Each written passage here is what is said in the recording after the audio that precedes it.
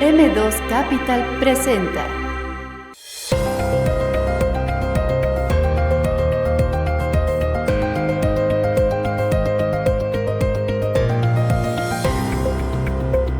Hoy nos acompaña en el programa, licenciada Lucero Grisel Martínez. Bienvenidos a Inversiones y Negocios en Telefórmula, y el día de hoy vamos a hablar sobre, tenemos invitados especiales para uno de los temas que está latente hoy en México, y precisamente hoy tenemos a la licenciada Lucero Grisel Martínez, candidata a jueza de distrito en materia administrativa, especializada en competencia económica. Así que bienvenida, licenciada.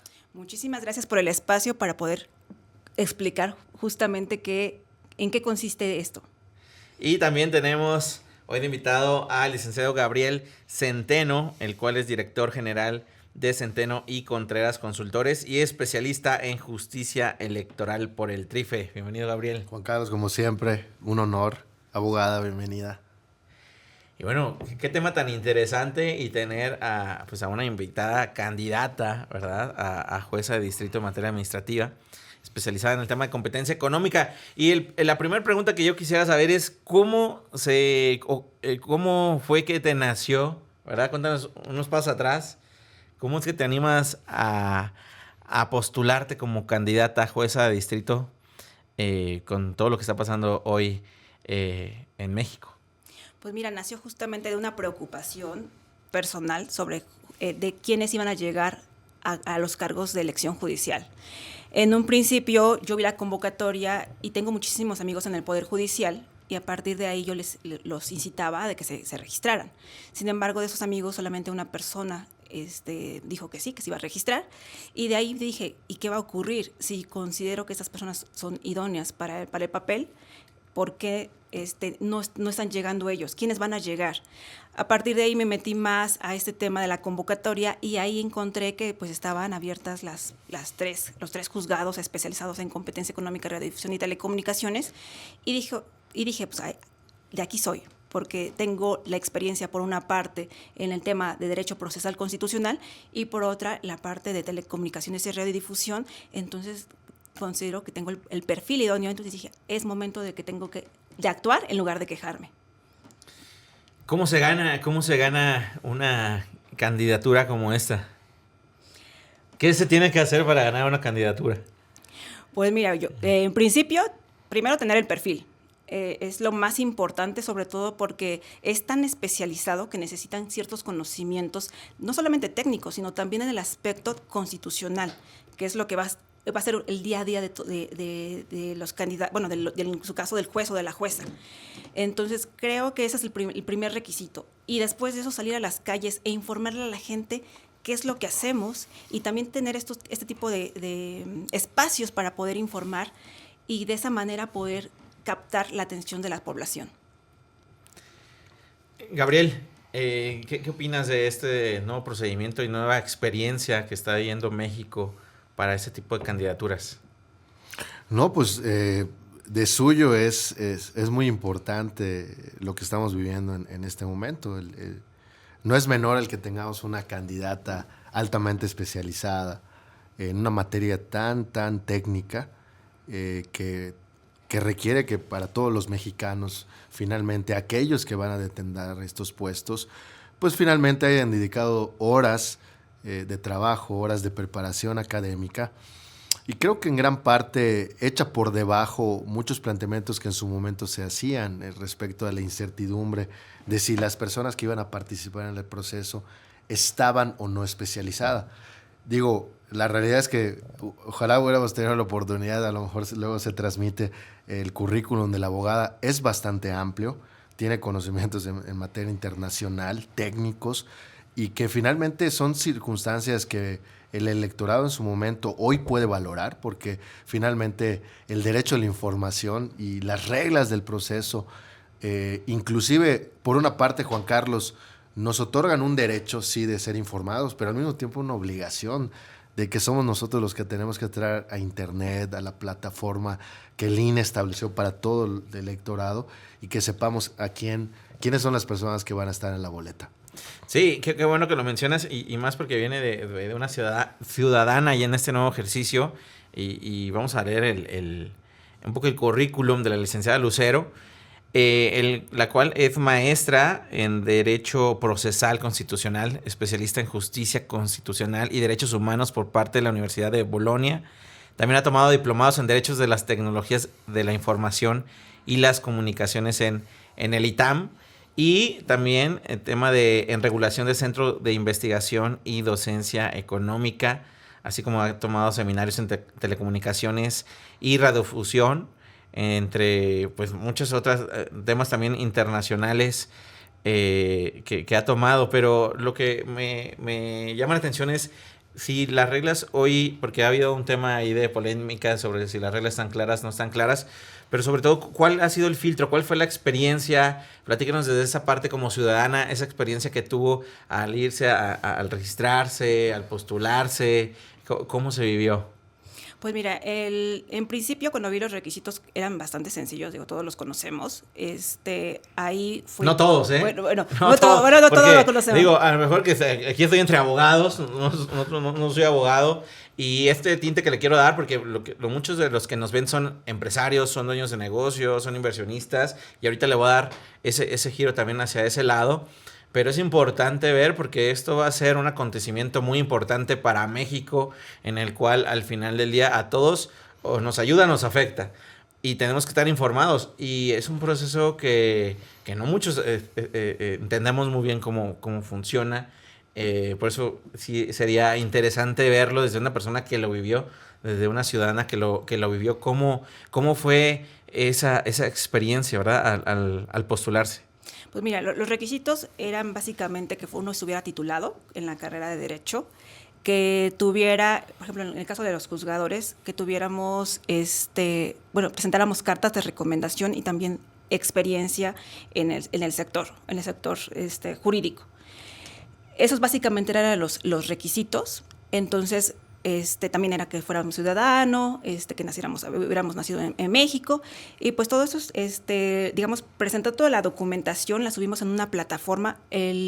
Lo que hizo cada poder, el ejecutivo, legislativo y el judicial, es que abrieron plataformas específicas en las cuales los candidatos o los que aspiraban a ser candidatos se registraran y subieran toda su documentación. Ese fue el primer acercamiento. Después de eso, el comité lo que hizo fue depurar los perfiles, ver quién cubría esos requisitos básicos y quiénes no. Una vez que lo depuró, el 15 de diciembre pasó a la siguiente etapa, pues, con la publicación de los perfiles que habían cubierto esos requisitos.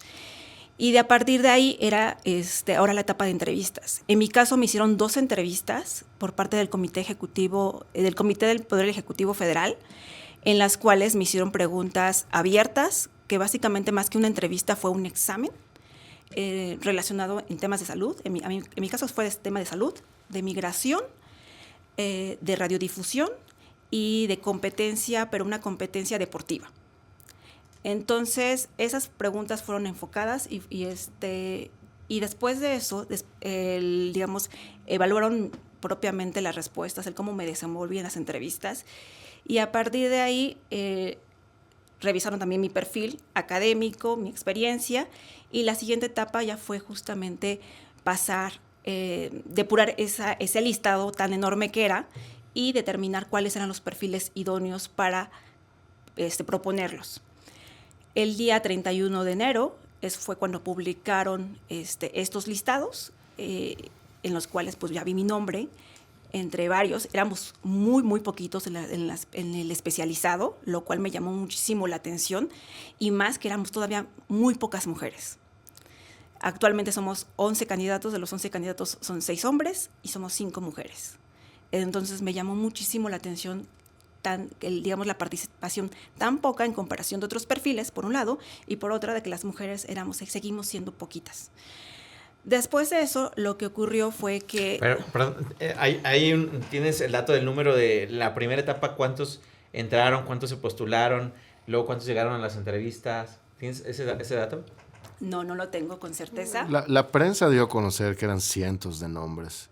en general, ¿no? Luego se fueron dividiendo por especialización, pero sí era una cantidad considerable de gente que se inscribió, porque podían inscribirse. Sí. Pero finalmente hubo una depuración por parte de los comités y es en ese momento cuando sale la parte compleja que comentabas, porque los comités tenían criterios en los que finalmente se echó por debajo el mito de que cualquiera podía ser juez. Inclusive hubo comentarios tan curiosos, ¿no? En el que señalan que tal vez Cuauhtémoc Blanco iba a ser juez, cuando es bien sabido y es un hecho público notorio que Cuauhtémoc Blanco no tiene estudios de derecho.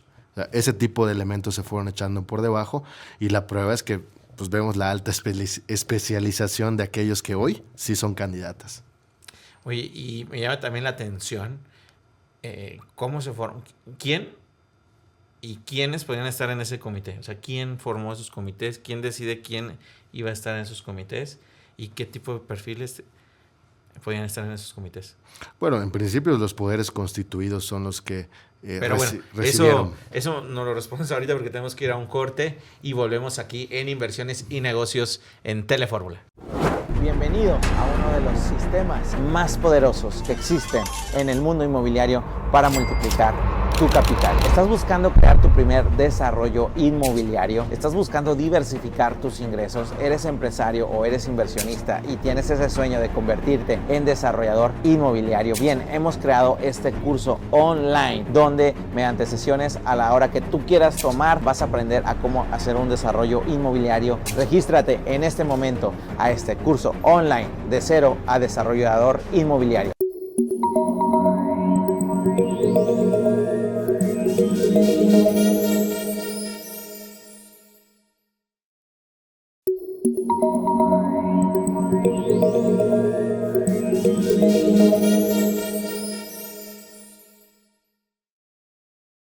Y estamos de vuelta en Inversiones y Negocios aquí en Telefórmula y hablamos sobre cómo se formaban esos comités y quién armaba esos comités que al final del día iba a elegir quiénes iban a ser los candidatos. Bueno, pues como estábamos comentando, en principio fueron los poderes constituidos los que recibieron las propuestas. Finalmente fueron ellos los que conformaron cada uno un comité y que finalmente en el Senado de la República se tomó la decisión para efectos de quiénes eran los mejores perfiles. Perfiles que fueron muy públicos y que desde el punto de vista, y me hago cargo de lo que digo, fueron personas altamente preparadas. Inclusive poca controversia hubo en relación a ellos por lo mismo, porque finalmente si hay algo que distinguió a las personas que conformaban los comités, como desde luego hoy podemos ver a las candidatas y a los candidatos, es la alta especialización que tienen, que yo creo que ese es el gran acierto de este proceso. Echa por debajo sobre todo el tema del influyentismo y por una razón muy particular, mi estimado Juan Carlos. La insaculación, que tanto en su momento se desdeñó, finalmente es un mecanismo que echa por debajo la posibilidad de que algún personaje poderoso, con el dedo divino, como se decía antes, designe a uno de sus favoritos. Lo cierto es que a la tómbola, a la insaculación, al sorteo entraron todos. Y fue finalmente ese método, que también existe en la iniciativa privada, Juan Carlos, en algunos otros consejos de administración. O sea, no es algo particular de este proceso, pero finalmente, pues, hoy nos tiene en un proceso que, al menos hasta la parte que hemos visto el día de hoy, y lo estamos escuchando tal vez de los candidatos, ha sido un proceso, por decirlo menos, legítimo. Y ahora, el tema de que son hoy 11 candidatos los que quedaron finalmente. ¿Y cuándo son estas elecciones? ¿Qué día es? Bueno, nos estabas contando la experiencia, licenciada. Continuemos ahí con la parte en la que nos habíamos quedado de cómo ha sido tu experiencia, pues ahora ya como candidata oficial. Bueno, nada más concluyendo la etapa de cómo llegué a ser candidata y retomando lo que comentaba hace un momento respecto a la insaculación. Pues propiamente, en el caso del especializado, la insaculación más que de definir quiénes eran candidatos, solamente era para excluir. En el caso de mujeres éramos 6 en un principio, digamos en los perfiles idóneos éramos 6 y quedamos 5. Entonces, propiamente no fue como un tema de que hay de 20 van a sacar 5, no, sino era para excluir. Entonces, una vez que hubo esa insaculación en la cual quedamos menos personas, después de eso el comité propuso a cada poder sus listados. Y es ahí en donde, digamos, en mi perfil, yo estoy postulada por el Poder Ejecutivo Federal, lo mandaron al Poder Ejecutivo Federal y después de eso la titular mandó, a través de la Secretaría de Gobernación, mandó el listado al Senado. Entonces, en ese momento ya es cuando, y después de eso, el Senado envía los listados finales al INE. Y es ahí, a partir del momento en el cual, pues, ya estoy como candidata. Y ahora, de estas 11 candidaturas, ¿cuál es el día en que se va a poder votar? ¿Quiénes pueden votar? ¿Pueden platicar un poquito de esto, Gabriel? Bueno, el domingo 1 de junio, todos los ciudadanos que cuenten con credencial de elector vigente van a poder plasmar su voto en las boletas que, en parte, van a haber elección de candidatas y candidatos federales, como es el caso de la abogada, pero también en 19 entidades federativas va a haber elección para magistrados y, en su caso, jueces locales. Está bastante diversificado el asunto de acuerdo a cada entidad federativa. En el caso de las magistraturas federales, los jueces de distrito federales, los ministros de la Corte, los magistrados de las salas regionales y de la Sala Superior del Tribunal Electoral del Poder Judicial de la Federación, pues también están establecidos en la boleta federal, pero prácticamente va a ser una elección concurrente en aquellos 19 estados en donde va a haber elecciones. Es decir, si voy como ciudadano al portal, porque entiendo que va a ser un portal, y el 1 de junio voy, soy un ciudadano, ¿cuántos boletos, o sea, en cuántas personas voy a poder, o cuántos puestos, digamos, si está bien dicho así, voy a poder votar ese día aproximadamente? A nivel federal son 6. De hecho, van a tener 6 boletas todos los ciudadanos. Okay. Ya dependiendo de la entidad va a ser diferente de acuerdo a la cantidad de magistrados y jueces que se vayan a elegir, pero a nivel federal son 6. Okay. Entonces, de esos 6, y aparte esos 6 no van a ser los mismos, bueno, sí, no van a ser los mismos para todos los lugares. Okay. En caso, por ejemplo, lo que son magistrados y jueces de distrito, van a variar de acuerdo al lugar. Por ejemplo, en la Ciudad de México, lo que hizo es que somos demasiados candidatos. Entonces, lo que el INE hizo para efecto de tratar de que sea un poco más, ayude a la población el efecto de hacer una votación, es que nos distribuyó en el territorio. Entonces, por ejemplo, a algunos les va a tocar lo que es Benito Juárez y Álvaro Obregón, una partecita. Habrá jueces y magistrados que van, digamos, los ciudadanos que vivan en esas alcaldías van a poder votar por determinados, pero no van a ser los mismos que van a votar en Cuauhtémoc o Miguel Hidalgo, ni tampoco los mismos que van a votar en Gustavo Amadero y Azcapotzalco. Son diferentes. Entonces sí es importante de que, bueno, no solamente tengamos esos espacios para efecto de que los candidatos hablen sobre su trayectoria, su experiencia, sino también el hecho de que los ciudadanos se ingresen al portal del INE, que es el medio que ha utilizado el INE para efecto de dar a conocer a todos los candidatos de manera equitativa. Y ahí, pues, ahorita hay un portal que se llama Practica tu voto. Entonces, a partir de ahí, lo que uno puede hacer es ingresar, coloca la entidad federativa que les corresponda y al reverso en su credencial de elector viene qué sección pertenecen, colocan esa sección en el portal y automáticamente les va a aparecer las listas que le corresponden de acuerdo al domicilio que tengan. ¿Qué opinan de la difusión que realmente se le está dando a este ejercicio? Porque digo, es complejo y digo, entiendo que hay una responsabilidad como ciudadano, pero pues muchos ciudadanos incluso no sabemos realmente cuál es realmente la función de un magistrado, de un juez, porque al final del día, entiendo como abogados, pues queda claro, pero un ciudadano de a pie, un ciudadano que es un micropyme, que tiene una tortillería o tiene un puesto de tacos, pues a veces no entiende qué es un magistrado o qué realmente hace un juez y cuál es el papel que va a tener en su vida como ciudadano y la importancia que va a tener ese voto, ¿verdad? ¿Qué opinan? ¿Realmente sí se le está dando la difusión a esto de manera adecuada? ¿A este ejercicio? Yo creo que en general sí, digo, y evidentemente hay instituciones que cargan con un peso mayor. Digo, en principio porque cuentan con el presupuesto para ello, como es el caso del Instituto Nacional Electoral y los denominados OPLES a nivel local, que son los organismos públicos locales electorales. Pero también es cierto, Juan Carlos, y repito, es opinión de tu servidor, existen algunas premisas que tal vez están chocando con este cambio de época. Es decir, se habla mucho de los derechos de la ciudadanía en relación a la información, pero poco se habla de las obligaciones.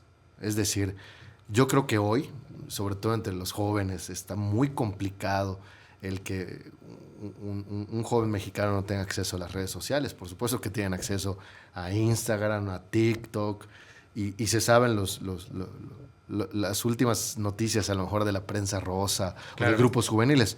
Pero tan importante es eso como el proceso electoral judicial. Claro. Y es tan importante para un mexicano de 18 años que para un mexicano de 70, ¿no? O sea, eso es un tema que nos involucra a todos. Entonces, ¿qué creo que sí se debe fomentar? Un cambio de cultura. Estamos en un cambio de época. Y hay que recordar, Juan Carlos, que la democracia es un proceso perfectible. Desde luego, este va a ser el primero, va a ser la piedra de toque. Es de sentido común advertirse que el mayor reto es la participación ciudadana. Desde luego, hay muchos puntos ciegos, pero yo creo que la participación activa de los mexicanos es lo que nos va a poner en boca del mundo. Hablando de la participación ciudadana en un tema de elecciones como las que acabamos de vivir, ¿qué porcentaje tuvo aproximadamente de participación y cuánto se espera que exista para este ejercicio? Pues algunos estudios serios señalan que va a ser entre el 20 y el 30%. Esperemos que no sea así para este ejercicio. Sí, porque realmente es el punto cero. O sea, es la primera vez en la historia de los Estados Unidos mexicanos que los mexicanos vamos a poder elegir a nuestros jueces locales y a nuestros jueces federales. Es un cambio de época que estamos viviendo. Y a propósito de la candidatura, nos vamos a ahorita corte. vamos a hablar sobre corte, la perfecto. candidatura y volvemos aquí a Inversiones y Negocios.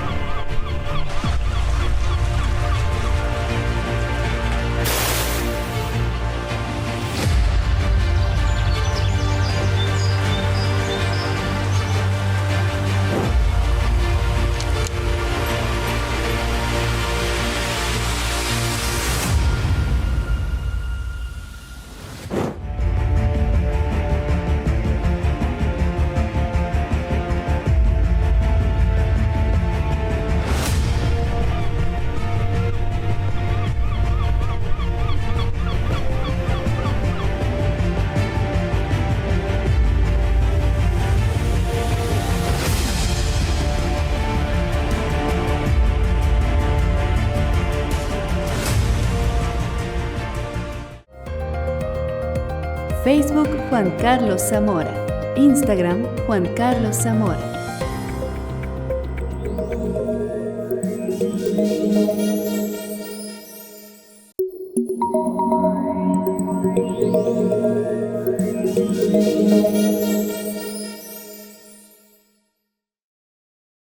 Y estamos de vuelta aquí en Telefórmula en Inversiones y Negocios y estamos pues hoy hablando sobre un tema muy interesante como que a todo ciudadano debe de interesarnos y que va a ser un parteaguas o un momento histórico para México, el poder elegir a magistrados, jueces y otros tipos de puesto.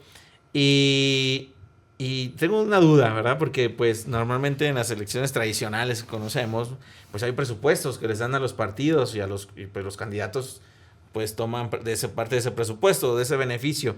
¿Acá tienen algún presupuesto? ¿Tienen algún apoyo? Cuéntanos un poquito de esa parte, licenciada Lucero. No, No contamos con ningún financiamiento ni público ni privado.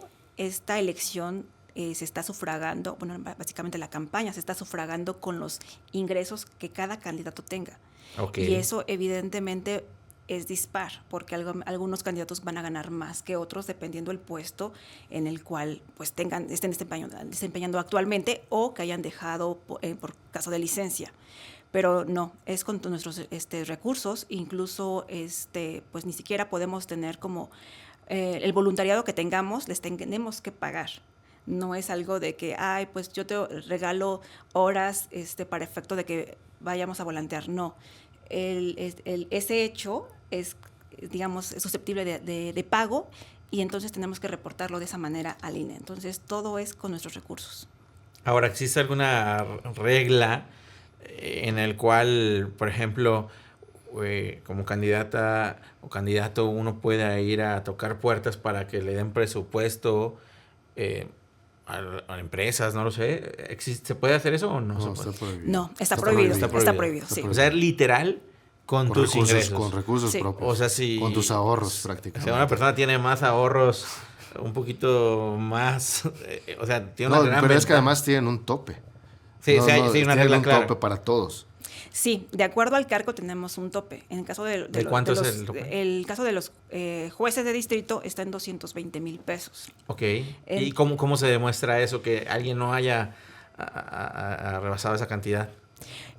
Antes de iniciar el proceso, la etapa de campaña, el INE nos pidió que hiciéramos un informe pues reportando cuál es nuestra capacidad económica de cada candidato. En principio era como una forma en la cual el INE verifica de cuáles son nuestros ingresos. Okay. Y después de eso, a partir de digamos, toda esta etapa de campaña, nosotros tenemos que estar subiendo a una plataforma que se llama MEFIC cada vez que hagamos un egreso o hagamos un ingreso que es autoingreso, porque también tenemos, el INE nos pidió que destináramos una cuenta exclusivamente para efecto de la campaña. Entonces, digamos, por ejemplo, en mi caso, de mi nómina, de mi cuenta donde tengo la nómina, transfiero a esta cuenta específica para campaña y también eso tengo que reportar al INE. ¿Es auditable?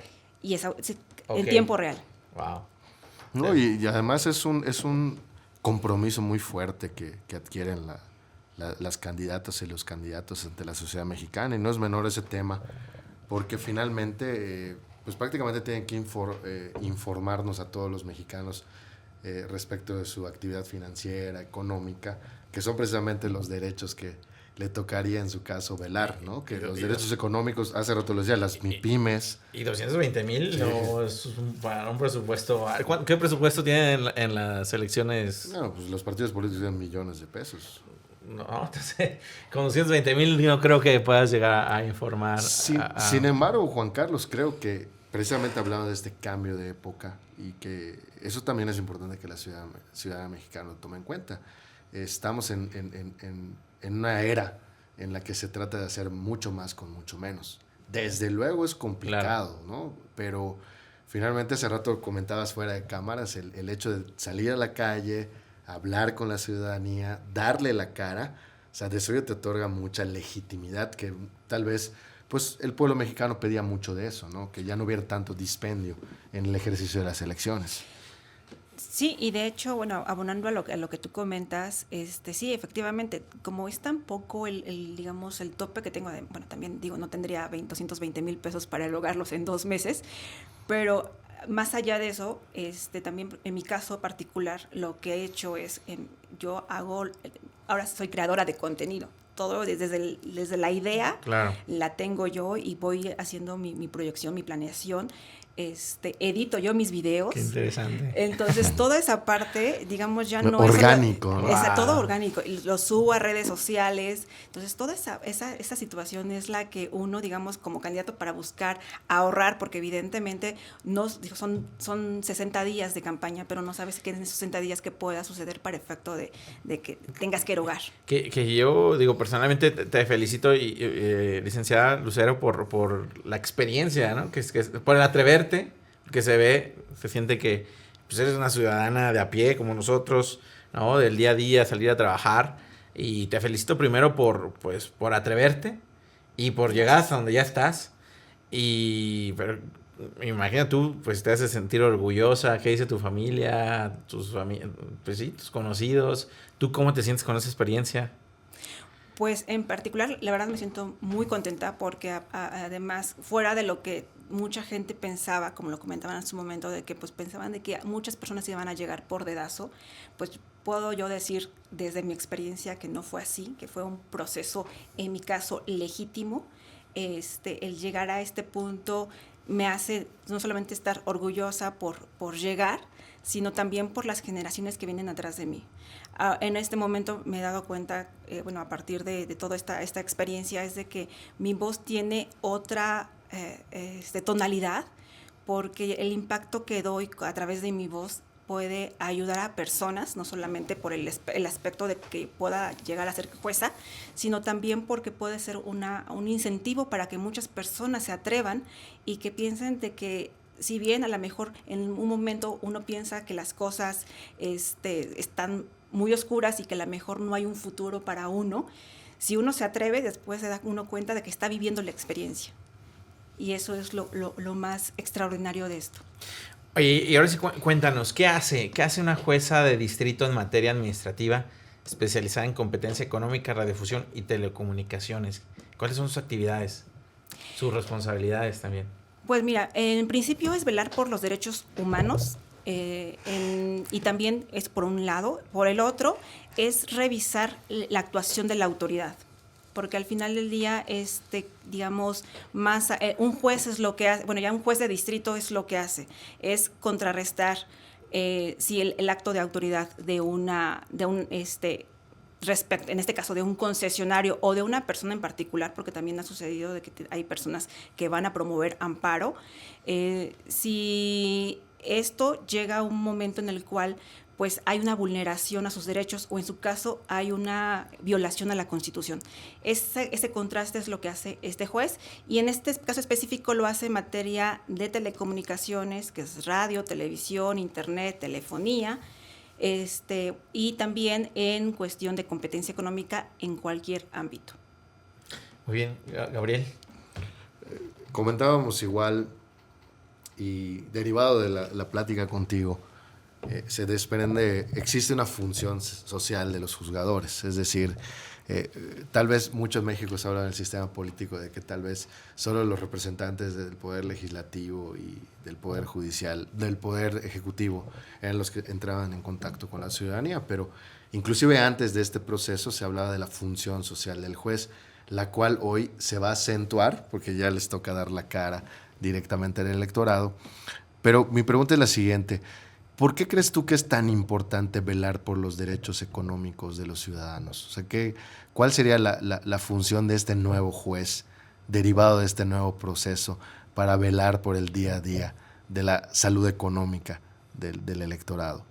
Pues mira, te platico la experiencia que he tenido justamente ahorita que he andado volanteando para efecto de darme a conocer, y he notado que la gente no sabe que su día a día está inmerso en cuestiones tanto de radiodifusión, de telecomunicaciones y una cuestión de competencia económica.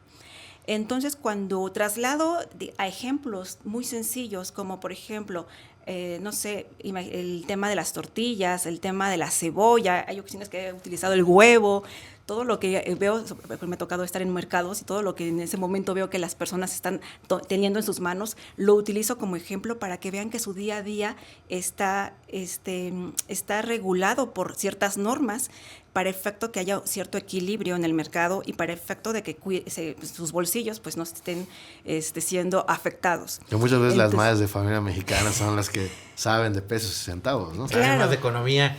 Pero ahorita vamos a seguir con ese tema después de un corte y volvemos aquí a Inversiones y Negocios.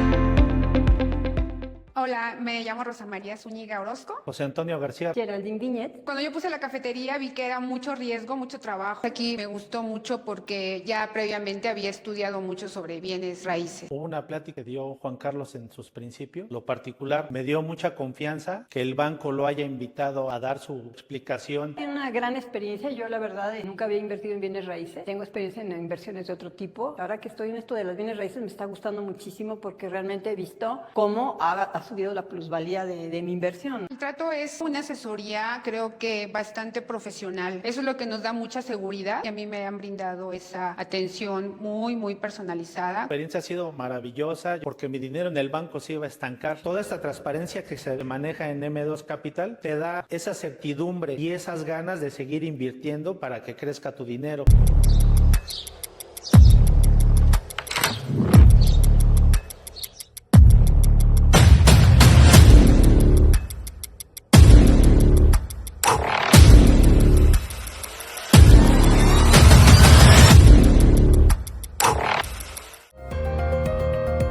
Facebook Juan Carlos Zamora. Instagram Juan Carlos Zamora.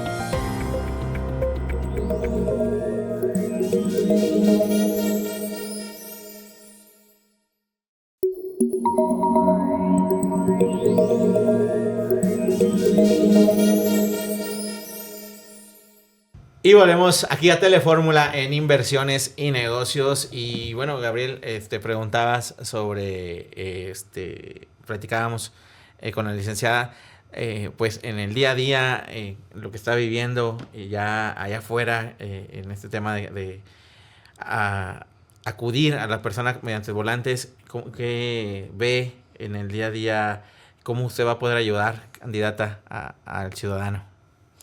Pues básicamente las propuestas que tengo como candidata a jueza de distrito en estas áreas en específico es bajarle 3 rayitas o más rayitas al nivel en el que se manejan en las sentencias. Es una área muy especializada, sí. Sin embargo, ya hace un momento hablaba de que pues nuestra vida diaria, no solamente de nosotros, sino también de la gente que nos está escuchando, está relacionada con esos temas. Pues sí es necesario hacerles ver cómo impactan estas sentencias en su día a día. Y eso, en principio, es a través de una redacción clara, más sencilla, que pueda, digamos, si algún interesado quiere saber del tema, pues pueda leerlo y no tenga esa dificultad por ver tantos términos técnicos. Eso por un lado. Por el otro también, y eso está muy relacionado con la función social que se comentaba hace un momento, es el tema de darles a conocer a la gente cuál es el impacto que tienen estas sentencias. Hasta el momento, el Poder Judicial, y así había sido funcionado, de que era como una burbuja en el cual pues nada más cierto sector podía conocer sus sentencias. Y no era porque no era un tema de publicidad, sino era porque hay un portal en el cual pues, cualquiera puede revisar las sentencias. Sin embargo, la situación... Y quiero hacer un paréntesis, licenciada, porque hay muchas personas que no son abogados y que nos están viendo acá, ¿no? ¿A qué se refieren con sentencias? Las determinaciones que toma el juez una vez que concluye el juicio. Ok. Eso es, digamos... Muy bien, ok. Ahí, adelante. Entonces, básicamente, digamos, un sector muy pequeño era el que conocía estas sentencias. Y también la población en general no se le hacía conocimiento de las mismas y el impacto que tenían estas en su día a día. Entonces, considero importante darle una mayor publicidad, pero esa publicidad dársela en un lenguaje ciudadano a la gente. Ahorita sabemos que está muy de boga el tema de las redes sociales, que pues bueno, creo que se enteran más de las noticias a través de redes sociales que a través de los medios convencionales. Pues buscar ese tipo de plataformas para efecto de informar a la gente, mira, salió una sentencia en ese sentido, pero con un lenguaje que permita que vea cómo le impacta, en su caso en su bolsillo, en su caso en el efecto de qué tipo de proveedor va a tener que elegir, ese tipo de cosas, porque de esa manera pues ya la función social de un juez se ve palpable y no solamente a través de la emisión de una sentencia en la cual pues diga, pues fui imparcial y determiné que hubo una vulneración o en su caso no hubo una vulneración de derechos. ¿Qué tema de casos llegan a este puesto que usted está como candidata? ¿Qué tipo de sentencias sobre qué casos? Pues está relacionado todo con el tema, insisto, telecomunicaciones, todo lo relacionado a radiodifusión, y la verdad, qué bueno que lo preguntas porque es algo que siempre, cada vez que hablo con una persona con la que interactúo en la calle, que no está inmersa en ese sentido, pues les doy ejemplos como de, pues bueno, el teléfono que utilizas está relacionado con la televisión que miras, y no solamente si la pagas o no la pagas, el tema de la radio, también está muy inmiscuido, y que a partir de esos servicios tienen la población en general, no solamente los concesionarios, sino la población en general, tiene derechos que ejerce. Eso por un lado, y por el otro también el tema de la competencia, y la competencia puede estar en cualquier tema, lo comentábamos en su momento, de cosas tan cotidianas como el hecho de comprar huevo o el hecho de comprar tortillas, nosotros que somos mexicanos, que somos bien tortilleros, sino también otros aspectos, por ejemplo el energético, que también influye mucho la parte de esta competencia económica. Gabriel.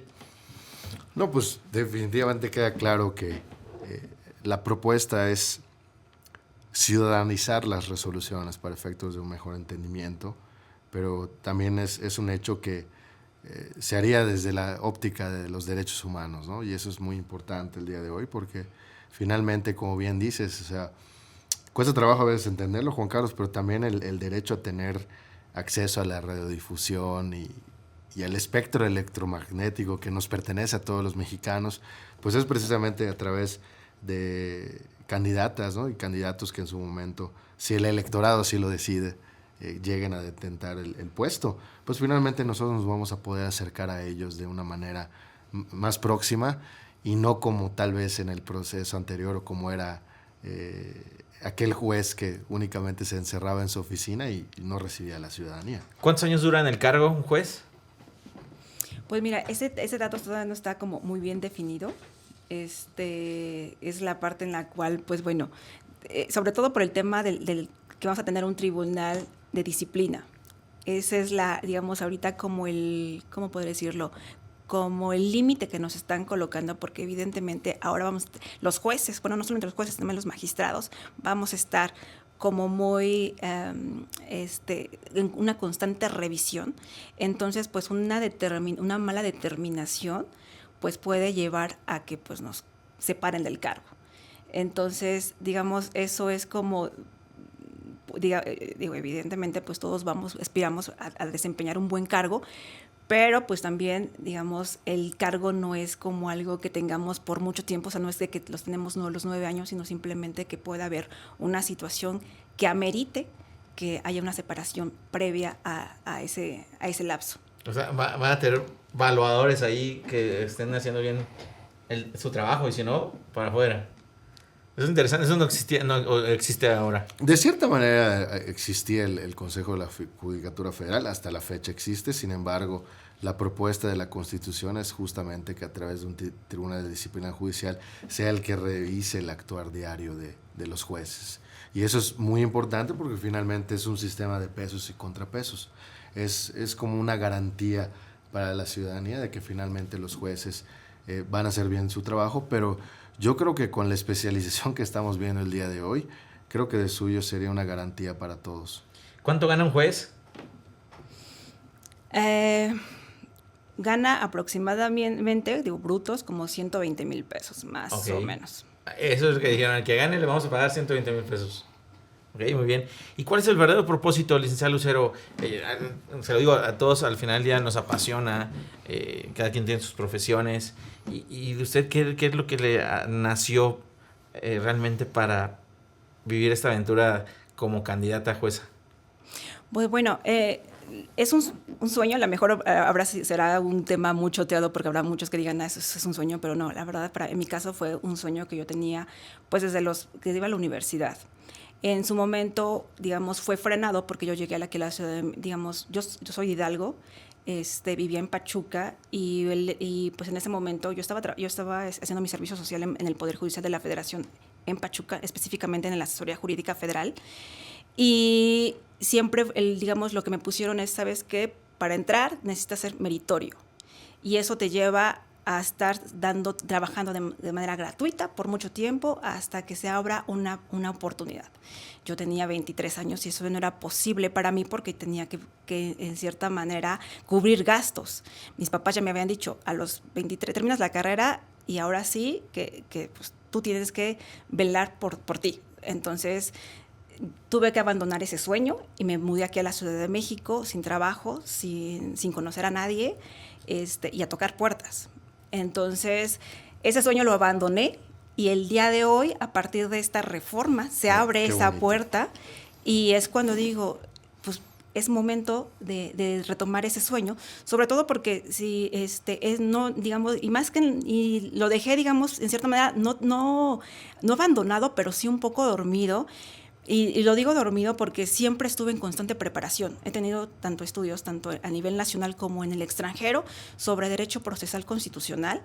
Entonces, siempre estuvo ahí presente, solamente que no era algo que, yo digo, como la puerta ya estaba cerrada porque tenía que tener una carrera judicial, pues dije, no lo voy a hacer digamos, como jueza, lo voy a hacer a partir, digamos, de estar, pues estudiando, viendo, preparando demandas de amparo, contestando informes justificados y todo eso. Y ahora, a partir de que esta reforma, que se abre esa puerta, es ahí donde digo, bueno, creo que ese sueño hay que retomarlo y es la razón fundamental por la cual quiero ser jueza. Pues interesante viéndolo desde esta parte de que al final del día, pues eso también es una oportunidad, ¿verdad? Es una oportunidad, abre las puertas para las personas, el ciudadano de a pie que ha querido tener este sueño de ser juez. Así que, pues, licenciada, pues mucha suerte, que tenga mucho éxito y nuevamente felicidades, Gabriel. No, pues abogada, tú representas el espíritu finalmente de lo que el proceso y la reforma conllevó, que muchas mexicanas y mexicanos como tú tuvieran la oportunidad de volver a retomar ese sueño, más allá de alguna relación en el Poder Judicial Federal, más allá de algún apellido o alguna posición económica. Pues el día de hoy queda de suyo demostrado que estás participando. Mucho éxito. Pues gracias a todos y nos vemos en una próxima sesión aquí de Inversiones y Negocios en Telefórmula.